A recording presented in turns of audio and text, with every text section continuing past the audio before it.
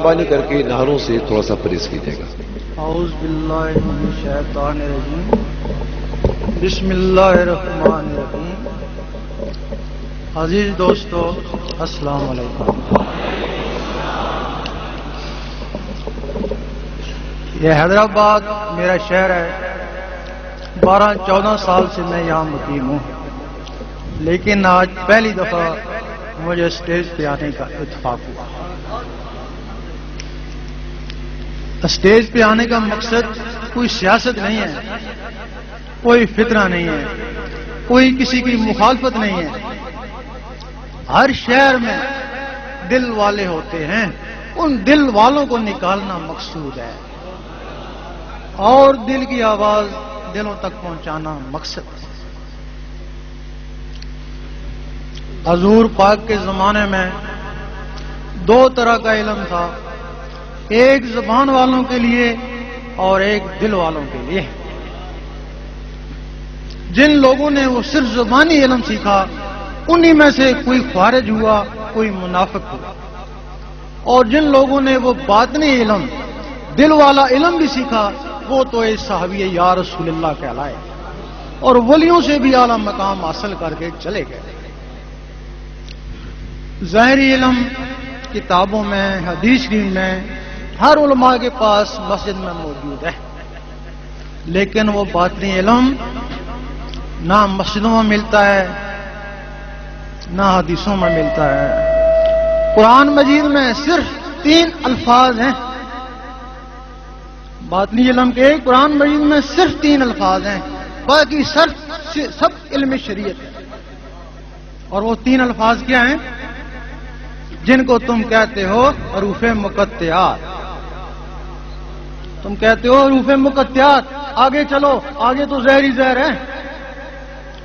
سلطان صاحب فرماتے ہیں، میں نے کسی مدرسے میں نہیں پڑھا، قرآن مجید کا پہلا لفظ لے لیا، الگ سے اللہ اللہ کرتا رہا، اور اللہ اللہ کرنے سے میرا سینہ منور ہو گیا۔ جب سینہ منور ہو گیا تو اس میں ظاہری اور باطنی علوم خود بخود ہی آ گیا۔ وہ باطنی علم حدیث شریف میں بھی نہیں ہے، قرآن مجید کی تشریح حدیث شریف میں ہے، لیکن باطنی علم حدیث شریف میں بھی نہیں۔ حدیث شریف میں صرف اشارہ ہے۔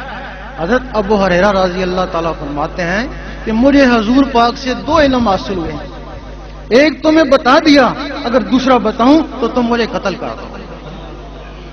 اس کا مطلب ہے کہ وہ حدیث شریف میں بھی نہیں ہے، تو پھر وہ باطنی علم کہاں ہے؟ کبھی سوچا؟ وہ بہت ہی ناپید ہے، وہ حضور پاک کے سینے مبارک میں ہے، اور وہ سینہ بائی سینہ مستحق لوگوں کو ملتا ہے۔ جس طرح ظاہری علم کے لیے سفید کاغذ چاہیے، اسی طرح باطنی علم کے لیے سفید سینہ چاہیے۔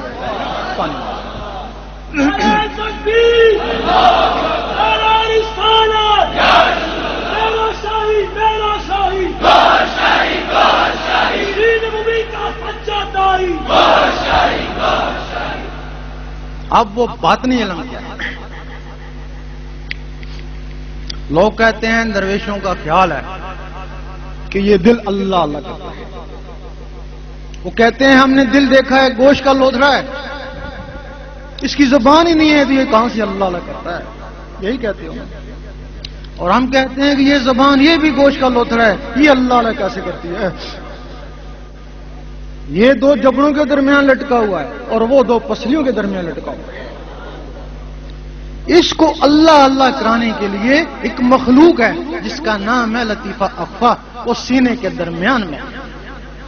اگر کسی کی وہ مخلوق ختم ہو جائے تو ڈاکٹر کہتے ہیں زبان تو ٹھیک ہے، پتہ نہیں بولتا کیوں نہیں ہے۔ انسانوں اور جانوروں میں ان مخلوقوں کا فرق ہے، زبانوں کا فرق نہیں ہے، زبانیں ایک ہی جیسی ہیں۔ اگر یہ مخلوق جانوروں میں بھی ہوتی تو وہ بھی کچھ توتلا ہی سی بول لیتے، کچھ نہ کچھ تو بولتے ہی۔ اب یہ جو مخلوق لطیفہ اخفا ہے، اس کے ذریعے زبان بات کرتی ہے، وہ آزاد ہے۔ اسی طرح کی ایک اور مخلوق ہے جس کا نام ہے لطیفہ قلب، وہ اس گوشت کے لوتھڑے کے ساتھ موجود ہے۔ اگر کوئی شخص اس کو بھی آزاد کرا لے تو جس طرح یہ زبان اللہ اللہ کرتی ہے اس طرح وہ دل اللہ اللہ کرتا ہے. یہ زبان جب اللہ اللہ کرتی ہے تو جنبش میں آتی ہے، اسی طرح وہ گوشت کا لوتھڑا جب اللہ اللہ کرتا ہے تو دل کو جنبش ہوتی ہے. جب دل کو جنبش ہوتی ہے تو ادھر عرش مولا کو جنبش ہوتی ہے. فرشتے پوچھتے ہیں اے اللہ یہ کیا ہو رہا ہے؟ اللہ تعالیٰ فرماتا ہے میرا ایک خاکی بندہ جس پہ انکار سجدہ ہوا تھا آج وہ نہیں، آج اس کا دل میرے ذکر میں مصروف ہے. فرشتے کہتے کاش ہم بھی اس طرح کے انسان ہوتے، ہمارے اندر بھی ایسا دل ہوتا، ہم بھی تیرے عرش مولا کو ہلاتے. اگر تم کو فضیلت ہے فرشتوں اور جنوں سے تو اس دل سے فضیلت ہے. کیا وجہ ہے کہ تم 10 20 30 سال میں ان سے بازی لے جاتے ہو، وہ ہزاروں سال کی عبادت پیچھے رہ جاتی ہے.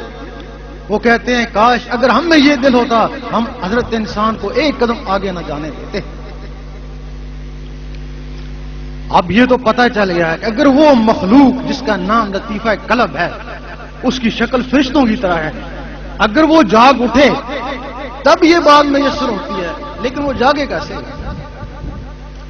اگر کسی شخص نے انڈا نہ دیکھا ہو، اسے کہا جائے یہ ہوا میں اڑے گا، یہ چوں چوں کرے گا، کہے گا تو غلط کہتا ہے، نہ اس کی ٹانگیں ہیں، نہ زبان ہے، نہ پر ہے، کیسے یہ ہوا میں اڑے گا، کیسے چوں چوں کرے گا؟ اس کا نام بیضہ ہے. تمہارے بیضے کی نقل ہے، تمہارے اندر بیضہ ناسوتی ہے، اس کے اوپر 3 چھلکے ہیں اور تمہارے سینے والے کے اندر 1,80,000 جالے ہیں. اس کو زہری گرمی کی ضرورت ہے اور اس کو اللہ کی ضربوں کی ضرورت ہے. اس کو مرغی چاہیے اور اس کو مرشد چاہیے.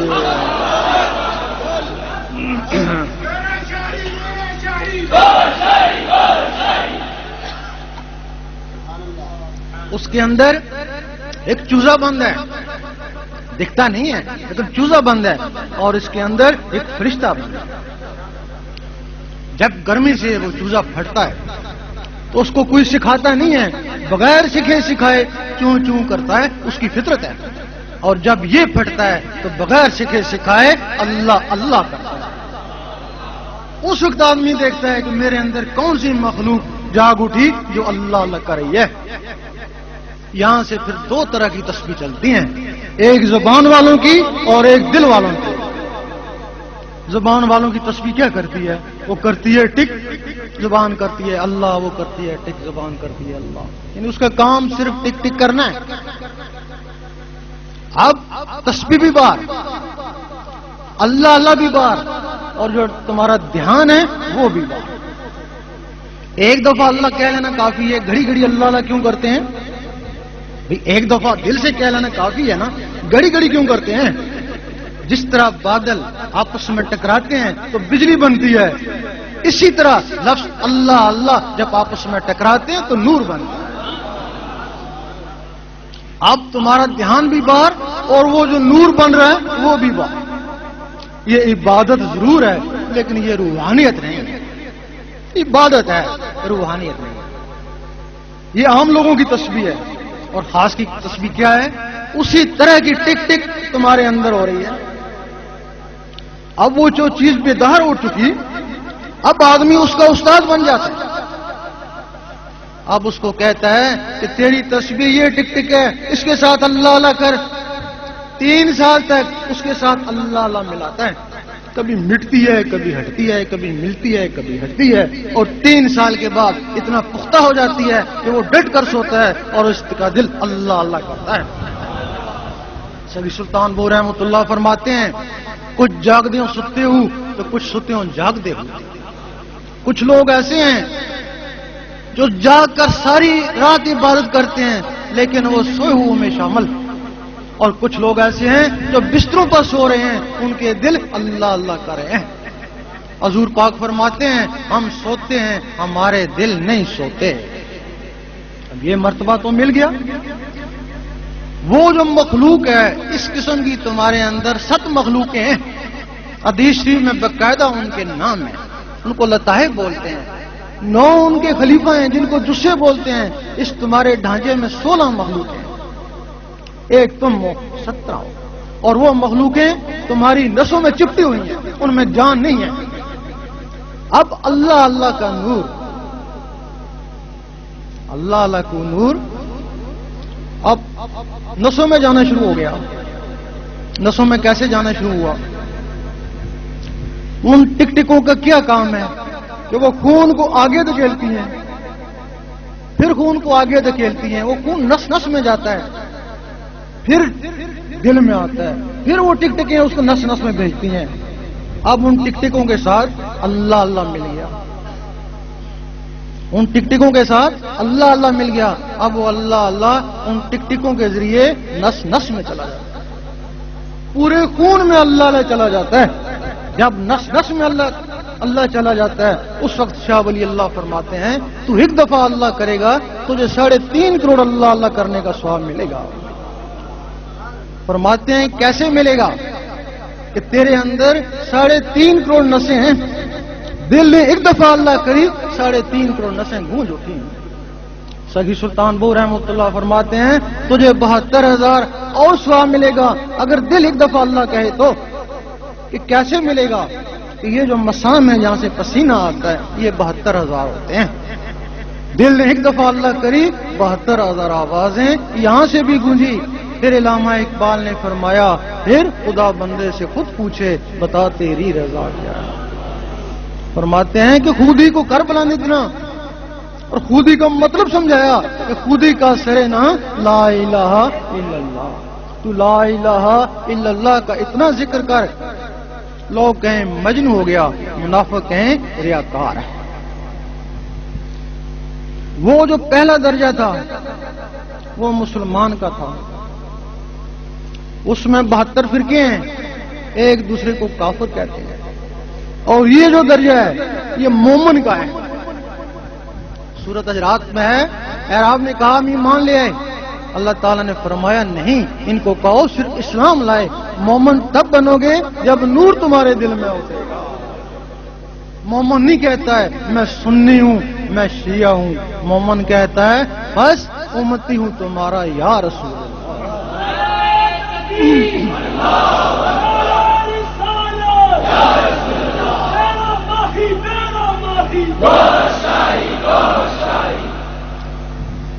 اگر یہاں تک کوئی عام آدمی پہنچ جائے اس کو کہتے ہیں کہ یہ نور ہے،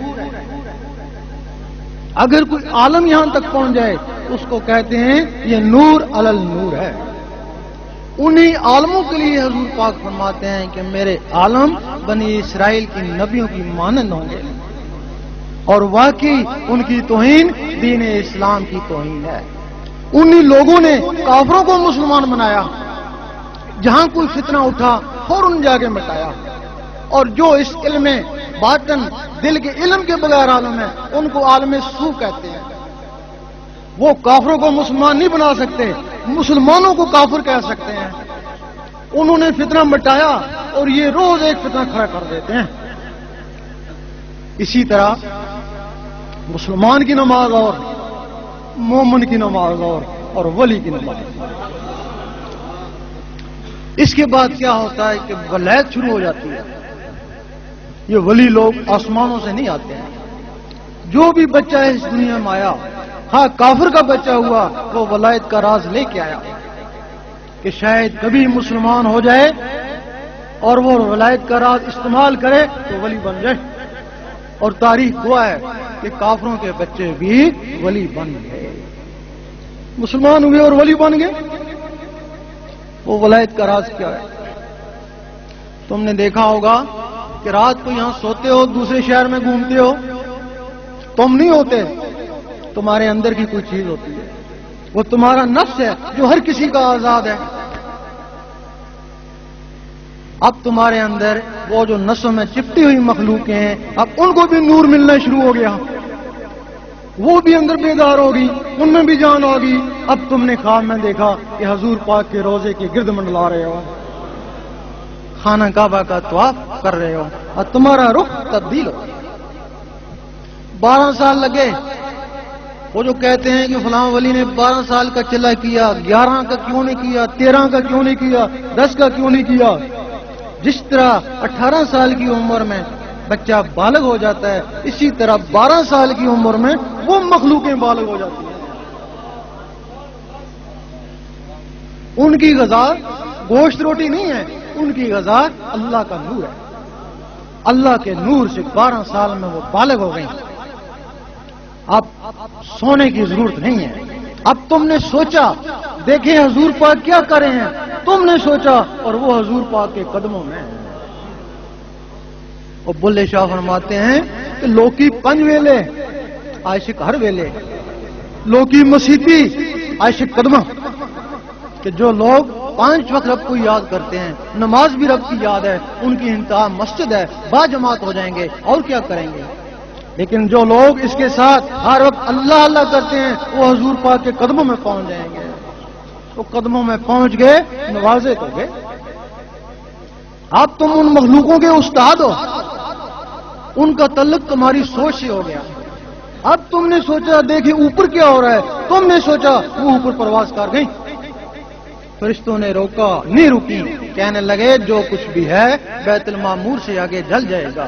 اور وہ بیت المعمور سے بھی آگے چلی گئیں، وہاں پہنچ گئیں جہاں رب کی ذات ہے۔ ظاہری جسم سے حضور پاک وہاں پہنچے اور ان مخلوقوں سے ولی وہاں پہنچتے ہیں۔ اس وقت فرشتوں نے کہا کہ واقعی انسان اشرف المخلوقات ہے۔ اس وقت